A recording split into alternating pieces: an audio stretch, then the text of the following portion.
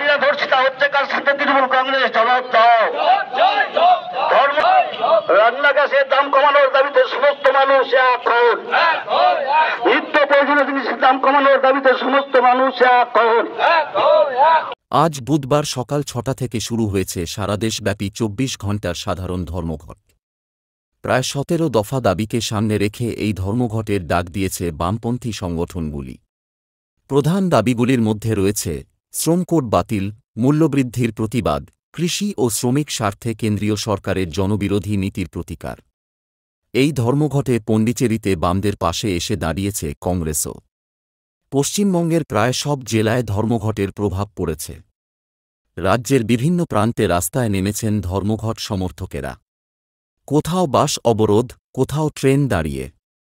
রায়গঞ্জে ধর্মঘট রুখতে নামল পুলিশ। একাধিক কমরেডকে গ্রেপ্তার করে থানায় নিয়ে যাওয়া হয়। তার প্রতিবাদে থানার বাইরে বিক্ষোভে বসেন বাম কর্মীরা। জলপাইগুড়িতেও দেখা যায় উত্তপ্ত পরিস্থিতি। অবরোধকারীদের গ্রেপ্তার করে পুলিশ।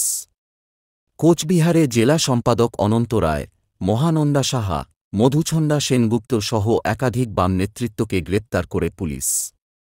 হুগলি জেলায় রেল ও সড়ক অবরোধ সকাল থেকেই চলতে থাকে। চণ্ডীপুরে পুলিশের বাধা উপেক্ষা করে চলে আন্দোলন। ধর্মঘটের প্রভাব পড়েছে জনজীবনে। স্কুল, কলেজ ও অফিসে স্বাভাবিক কার্যকলাপে ব্যাঘাত ঘটেছে। রেল ও বাস পরিষেবাও আংশিকভাবে ব্যাহত হয়েছে। এই ধর্মঘটে মিশ্র প্রতিক্রিয়ার ছবি ধরা পড়ল জঙ্গিপুরে। আপনারা সকলেই জানেন যে আমাদের দেশে এতদিন পর্যন্ত বহু রক্তক্ষয়ের বিনিময়ে শ্রমিক শ্রেণী যে অধিকার অর্জন করেছিল এবং যার ভিত্তিতে 1861 ট্রেড ইউনিয়ন অ্যাক্ট চালু হয়েছিল, আজকে মোদী সরকারের জামানায় সমস্ত অর্জিত অধিকার লঙ্ঘন করা হচ্ছে। 29টি শ্রম আইনের বদলে 4টি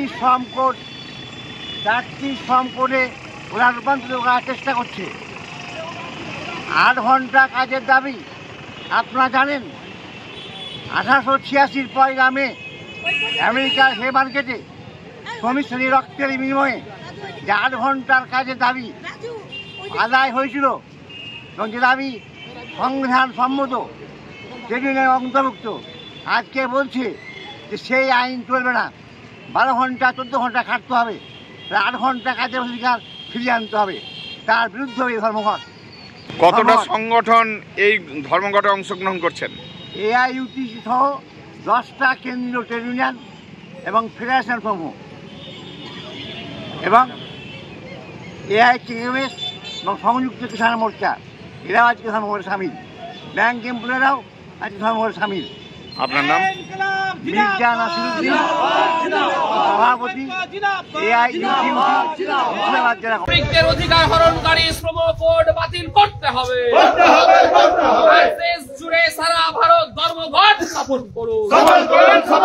কৃষকদের অধিকার রক্ষার্থে ধর্মঘট চলছে, চলবে। শ্রমিকদের অধিকার রক্ষার্থে ধর্মঘট চলছে, চলবে। চালক ভাইদের অধিকার রক্ষার্থে ধর্মঘট চলছে, চলবে। শ্রমিক মারা শ্রম কোড বাতিল মানছি না, মানব না। শ্রমিক ছাত্রীকে ধর্ষণ করা হলো কেন? অপদার্থ তৃণমূল নেতারা জবাব দাও। রাজ্যের কলেজ বিশ্ববিদ্যালয়ের ছাত্রীদের নিরাপত্তার দাবিতে এসে ভাই লড়ছে। আপনারা দেখছেন গোটা ভারতবর্ষের সঙ্গে পশ্চিমবঙ্গের প্রতিটা গঞ্জে, গ্রামে, শহরে আজকে সর্বাত্মক ধর্মঘট। আমাদের এই ধর্মঘট সাধারণ খেটে খাওয়া মেহনতি মানুষের স্বার্থে, মা বোনদের ইজ্জত রক্ষার স্বার্থে, তামান্নার মতো মেয়েদের খুন না হওয়ার স্বার্থে এই আন্দোলন। এবং এই আন্দোলনে সমাজের সর্বস্তরের মানুষ আজকে সামিল হয়েছে এবং তারা এই ধর্মঘটকে আজকে প্রায় সর্বাত্মকভাবে সফল করেছে।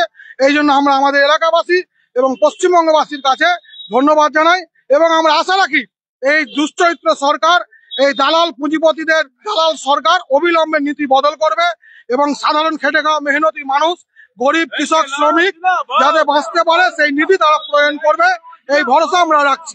এবং শ্রম কোড বাতিল হবে, কৃষক তার ফসলের দাম পাবে, এটা আমাদের ভরসা। এই আন্দোলনে আপনারা সামিল হন। মতো একজন ডাক্তারকে ধর্ষণ করে খুন করলো, সাউথ ল কলেজে তার শিক্ষা প্রতিষ্ঠানে তাকে ধর্ষণ করলো, তামান্নার মতো 10 বছরের মেয়েকে প্রকাশ্যে বম মেরে খুন করলো। আমরা নিন্দা করি, আমরা ঘৃণা জানাই রাজ্য সরকার এবং মমতা ব্যানার্জির এই সরকারকে। আমরা পথে নেমেছি, আমরা সরকারকে বাধ্য করব এই দামালদের যথেষ্ট শাস্তি দিতে হবে, অন্যথায় আমরা জনগণের বিচার করব। এই দাবিতে লড়াই চলছে এবং এই লড়াই সমাজের সর্বস্তরের মানুষ আজ সামিল হয়েছে। আমরা আশা রাখি যে আর্জিকর বিচার পাবে, সাউথ ল কলেজের মতো ঘটনা আর ঘটবে না, তামান্নার মতো আমার আপনার ঘরের মেয়েদেরকে প্রকাশ্যে খুন হতে হবে না, এটা আমাদের ভরসা আছে। পশ্চিমবঙ্গ মানুষ এইদিকে এগোচ্ছে। গোটা দেশ জুড়ে শ্রমিক সংগঠন, কৃষক সংগঠন সহ আরো বিভিন্ন বামপন্থী গণসংগঠন সমূহের ডাকে সাধারণ ধর্মঘট, সেই ধর্মঘটের ডাক দেওয়া হয়েছে। আর এই সাধারণ ধর্মঘট কেবলমাত্র মানুষকে বিপদে ফেলার জন্য নয়, এই সাধারণ ধর্মঘট হচ্ছে গোটা দেশের যে সিস্টেম চলছে, গোটা দেশের যে আইন চলছে, গোটা দেশের যে নিয়ম চলছে, সেই নিয়মকে বদলানোর জন্য সাধারণ ধর্মঘট। এই সাধারণ ধর্মঘট হচ্ছে মানুষকে বাঁচার অধিকার দেওয়ার জন্য সাধারণ ধর্মঘট। এই সাধারণ ধর্মঘট হচ্ছে গোটা দেশের সমস্ত সিস্টেমকে নতুন করে তৈরি করার জন্য।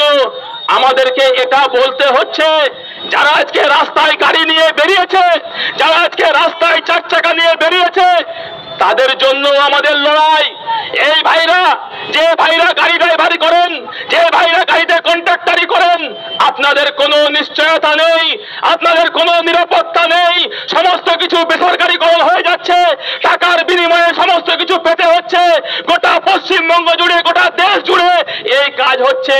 আমরা তাই এই ধর্মঘট সাধারণ মানুষকে বিপদে ফেলার জন্য ধর্মঘট ডাকিনি। আমরা বলেছি শ্রম কোড বাতিল করতে হবে, যে শ্রম কোডের ফলে গোটা পশ্চিমবঙ্গের শ্রমিক তারা আজকে যেভাবে দুর্দশায় পড়ছে, যেভাবে বিপদে পড়ছে, এর জন্য দায়ী নরেন্দ্র মোদী। গোটা ভারতবর্ষ জুড়ে মানুষের মধ্যে বিভেদ লাগাচ্ছে, গোটা ভারতবর্ষ জুড়ে মানুষের মধ্যে বিভাজন তৈরি করছে, হিন্দু মুসলমানের বিভাজন, জাতপাতের বিভাজন, ধর্মের বিভাজন। আমরা বলছি বিভাজন রুখে দিতে হবে, আর বিভাজন রুখে দিতে হবে বলেই আমরা এই ধর্মঘট দেখেছি। এই ধর্মঘট হচ্ছে ভারতবর্ষের সংবিধানকে বাঁচানোর ধর্মঘট। তাই আমরা যারা এখানে এসেছি এটা মনে রাখতে হবে। আজকে পুলিশ প্রশাসন আমাদের কাছে আসছে, তারা গাড়িটাকে সরিয়ে দেওয়ার চেষ্টা করছে। আমি বলছি প্রশাসনের লোক ভালো করে শুনে রাখুন, এই ধর্মঘটে আপনাদের স্বার্থ জড়িয়ে আছে, এই ধর্মঘটে আপনাদের স্বার্থ জড়িয়ে আছে। যে সিভিক ভাইরা আজকে গাড়ি সরানোর জন্য তৎপরতা করছেন, যে সিভিক ভাইরা আপনারা গাড়িকে সরিয়ে দেওয়ার জন্য বারবার গাড়ির সামনে যাচ্ছেন, বুকে হাত দিয়ে ভাববেন আপনাদের কোনো নিশ্চয়তা নেই, আপনাদের কোনো ভবিষ্যৎ নেই।